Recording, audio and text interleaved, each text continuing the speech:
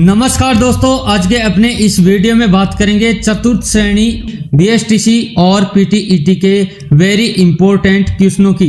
क्योंकि प्यारे साथियों, ऐसे प्रश्न हैं जो बार बार एग्जामों में आते रहते हैं। आपको इस वीडियो में उन्हीं प्रश्नों को जो है प्रोवाइड करने का काम किया है। साथियों, वीडियो जरूर पसंद आएगा, अंत तक जरूर वॉच करना और आपको कई प्रश्नों का फायदा होने वाला है। आपको जो है एग्जाम पेपर में कई प्रश्न एज इट इज देखने को मिलेंगे। प्यारे साथियों, सभी से रिक्वेस्ट है अंत तक जरूर वॉच करना। और साथियों, प्रत्येक प्रश्न के बाद में आपको विस्तारित रूप में एक दो लाइनें जरूर दिखेगी, उनको देखते हुए आप जो है प्रत्येक प्रश्न को नोट डाउन जरूर कर लेना। आपके कई प्रश्न जो है एग्जाम की दृष्टि से महत्वपूर्ण है। साथियों, सभी से रिक्वेस्ट है बिल्कुल अंत तक जरूर बने रहना। और इसी के साथ चलते हैं अपने पहले प्रश्न की ओर। राजस्थान के किस दुर्ग में सबसे अधिक संख्या में जैन मंदिर स्थित है?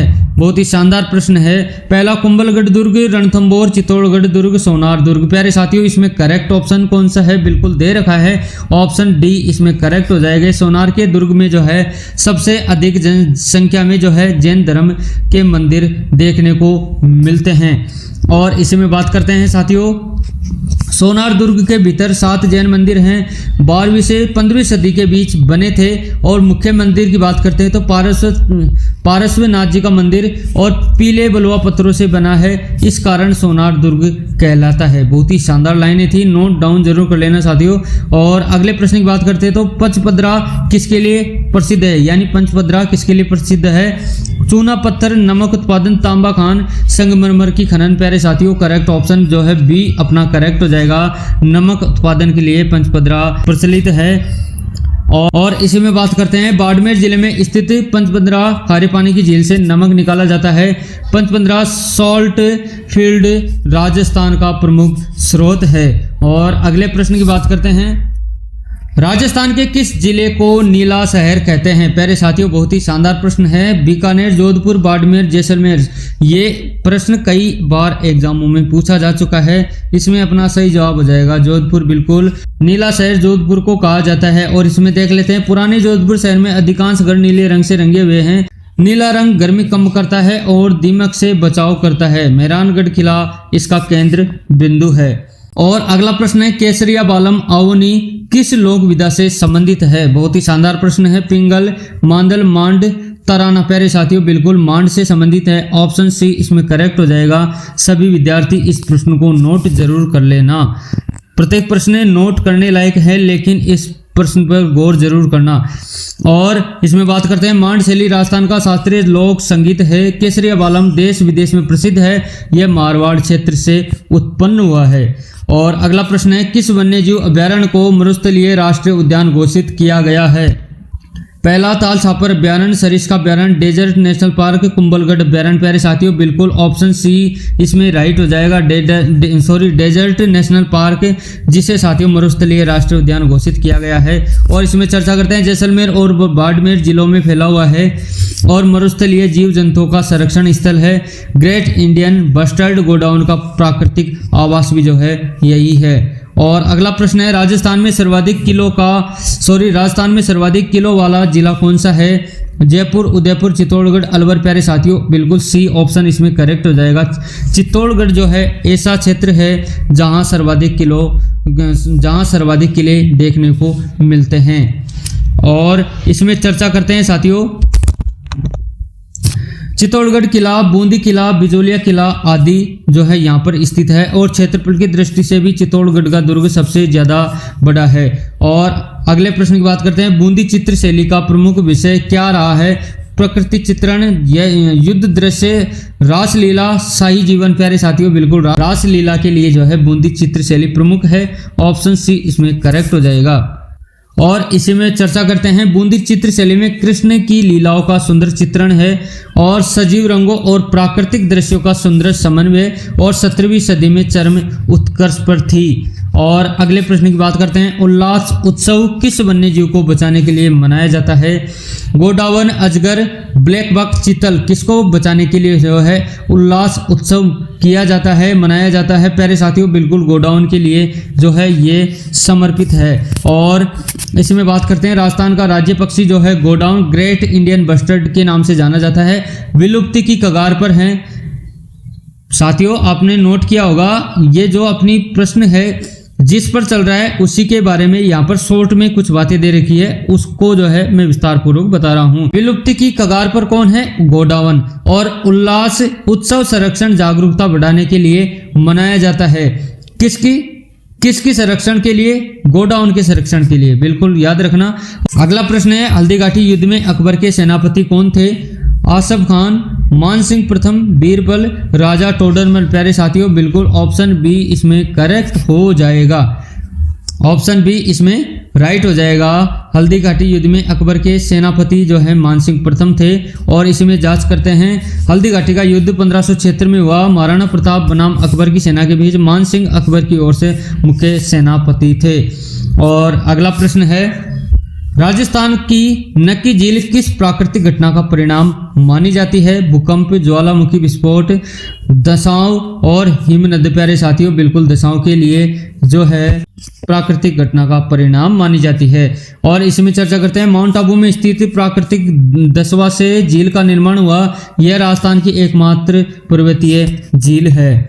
और अगला प्रश्न है, राजस्थान के किस शहर को राजस्थान का मैनचेस्टर कहा जाता है? बहुत ही शानदार प्रश्न है। कोटा, भीलवाड़ा, अजमेर, जोधपुर। प्यारे साथियों बिल्कुल भीलवाड़ा को जो है राजस्थान का मैनचेस्टर पुकारा जाता है, ऑप्शन बी इसमें नोट कर लेना। वस्त्र उद्योग, टेक्सटाइल इंडस्ट्री का प्रमुख केंद्र जो है भीलवाड़ा है। सूती वस्त्रों के उत्पादन में भी भीलवाड़ा अग्रणी है। और टेक्सटाइल सिटी ऑफ राजस्थान भी जो है भीलवाड़ा को कहा जाता है। सभी बातों को नोट डाउन जरूर कर लेना, इंपॉर्टेंट बातें थी। और अगले प्रश्न की बात करते हैं। अगला, चित्तौड़गढ़ विजय स्तंभ का निर्माण किसने करवाया था? महाराणा प्रताप, राणा सांगा, राणा कुंभा, राणा रतन सिंह। प्यारे साथियों ऑप्शन सी इसमें राइट हो जाएगा, राणा कुंभा ने करवाया था। और इसमें बात करते हैं, 1448 ईस्वी में मालवा के सुल्तान महमूद खिलजी पर विजय के उपलक्ष्य में यह बनवाया था। और वास्तुकार जेजा और नापा थे। और 9 मंजिला 122 मीटर ऊंचा स्मारक था। और अगला प्रश्न है, राजस्थान का वह स्थान जहां पर सर्वाधिक वार्षिक वर्षा होती है? बूंदी, सिरोही, माउंट आबू, उदयपुर। प्यारे साथियों इसमें सी अपना राइट हो जाएगा। माउंट आबू में जो है सर्वाधिक वर्षा देखने को मिलती है। औसत वार्षिक वर्षा की बात करते हैं तो लगभग 1500 मिलीमीटर तक होती है। अरब सागर से आने वाली दक्षिण पश्चिम मानसून हवाएं यहाँ टकराती है। और राज्य का सबसे ठंडा और वर्षा युक्त क्षेत्र भी जो है माउंट आबू है। और अगला प्रश्न है अपना, रामसर स्थल के रूप में घोषित पहला स्थल राजस्थान में कौन सा था? सांबर झील, केवलादेव राष्ट्रीय उद्यान, उदन वन्यजीव अभ्यारण्य, डेजर्ट नेशनल पार्क। प्यारे साथियों ऑप्शन बी को जो है राइट कर लेना, बिल्कुल केवलादेव राष्ट्रीय उद्यान जो है रामसर स्थल के रूप में घोषित है। और इसी में बात करते हैं, भरतपुर में स्थित है। और 1981 में रामसर सूची में शामिल हुआ। और विश्व धरोहर स्थल यानी यूनेस्को की हेरिटेज सूची में भी ये शामिल है। अगला प्रश्न है, राजस्थान की सबसे बड़ी मानव निर्मित झील कौन सी है? फतेह सागर और राजसमंद, जयसमंद, पिचोला। प्यारे साथियों बिल्कुल जयसमंद झील मानव निर्मित जो है झील है। और इसी में बात करते हैं, महाराणा जयसिंह ने 1685 ईस्वी में इसे बनवाया था। और 87 वर्ग किलोमीटर क्षेत्र में फैली हुई है। इसे डेबर झील भी कहते हैं, याद रखना इन बातों को। अगला प्रश्न है, राजस्थान की पहली महिला मुख्यमंत्री कौन थी? वसुंधरा, दिया, मृदुला और शैलजा कुमारी। प्यारे साथियों बिल्कुल ए अपना करेक्ट हो जाएगा। वसुंधरा राजे जो राजस्थान की पहली महिला मुख्यमंत्री थी। और 2003 में पहली बार मुख्यमंत्री बनी। भारतीय जनता पार्टी यानी बीजेपी की ओर से ये चुनाव लड़ी थी। और ग्वालियर राजघराने से ये संबंध रखती है। अगला प्रश्न है, किस शासक ने चित्तौड़गढ़ दुर्ग का पुनर्निर्माण करवाया था? और हल्दीघाटी के युद्ध के बाद, कब? हल्दीघाटी के युद्ध के बाद किस शासक ने चित्तौड़गढ़ दुर्ग का पुनर्निर्माण करवाया था? महाराणा प्रताप, राणा अमर सिंह, राणा कुंभा, राणा उदय सिंह। प्यारे साथियों इसमें करेक्ट ऑप्शन जो है इसमें ऑप्शन ए महाराणा प्रताप हो जाएगा। और हल्दीघाटी युद्ध 1576 के बाद चित्तौड़गढ़ जो है पुनः सशक्त बनाने का प्रयास किया गया। और गोगुंदा व बाद में चामुंड इसकी राजधानी बनी थी। और संघर्षशील जीवन का उदाहरण जो है चित्तौड़गढ़ में देखने को मिलता है। अगला प्रश्न है, किस क्षेत्र को पानी का महल यानी वाटर पैलेस के नाम से जाना जाता है? उदयपुर, अंबर, जल महल और गढ़ पैलेस। कौन से क्षेत्र को जो है पानी के महल के रूप में जाना जाता है, वाटर पैलेस के रूप में, तो बिल्कुल जल महल जयपुर को ऑप्शन सी अपना करेक्ट हो जाएगा। और इसमें बात करते हैं मानसागर झील के बीच जो है स्थित है जयपुर में, और सवाई प्रताप सिंह द्वारा 18वीं शताब्दी में ये बनवाया था। और राजपूत व मुगल स्थापत्य का सुंदर संगम भी यहाँ पर देखने को मिलता है। अगला प्रश्न है, राजस्थान के किस मेले में विश्व की सबसे बड़ी ऊंट मंडी लगती है? बिल्कुल याद रखना, बहुत ही शानदार प्रश्न है। माघ मेला, गणगौर मेला, पुष्कर मेला, तेजाजी मेला। प्यारे साथियों बिल्कुल सी अपना करेक्ट हो जाएगा, पुष्कर मेला इसमें राइट हो जाएगा। राजस्थान के जो है विश्व की सबसे बड़ी ऊंट मंडी पुष्कर मेले में देखने को मिलती है, और इसमें अजमेर जिले में पुष्कर मेला लगता है बिल्कुल, और कार्तिक पूर्णिमा के अवसर पर लगता है बिल्कुल। ऊंट व्यापार और सांस्कृतिक गतिविधियों के लिए भी ये प्रसिद्ध है। बहुत ही शानदार बात थी। अगला प्रश्न है, राजस्थान के किस किले को विश्व धरोहर स्थल का दर्जा सबसे पहले मिला? कुंभलगढ़, चित्तौड़गढ़, आमेर, रणथंभौर। प्यारे साथियों बिल्कुल ऑप्शन बी चित्तौड़गढ़ के किले को जो है सर्वप्रथम विश्व धरोहर यानी कि यूनेस्को विश्व धरोहर सूची में इसे शामिल किया गया था सबसे पहले। और 2013 में हिल फोर्ट्स ऑफ राजस्थान के तहत इसे यूनेस्को की विश्व धरोहर सूची में शामिल किया गया। अद्वितीय सैन्य वास्तुकला और ऐतिहासिक महत्व के लिए ये जाना जाता है। और अपना अगला प्रश्न है, बाण गंगा नदी का उद्गम स्थल कहाँ है? शिकर, जयपुर, अलवर, अजमेर। साथियों ऑप्शन बी इसमें करेक्ट हो जाएगा। जयपुर में जो है बाणगंगा नदी का उद्गम स्थल देखने को मिलता है। और इसमें बात करते हैं, जामरोली गांव जयपुर से निकलती है कौन? बाणगंगा, और पूर्व दिशा में बहते हुए यमुना नदी में जो है मिलती है। धार्मिक दृष्टि से भी महत्वपूर्ण नदी मानी जाती है। अपना नेक्स्ट क्वेश्चन है, किस राजवंश ने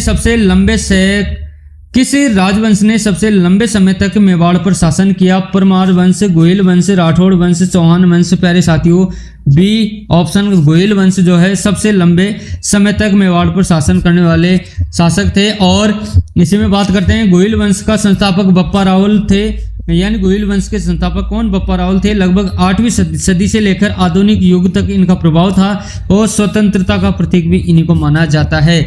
अपना अगला प्रश्न है, राजस्थान के किस स्थान पर जो है भारत का पहला परमाणु परीक्षण हुआ था? कोटा, जैसलमेर, पोखरण, जोधपुर। प्यारे साथियों पोखरण में जो है राजस्थान में सबसे पहले परमाणु परीक्षण किया था। ऑप्शन सी इसमें करेक्ट हो जाएगा।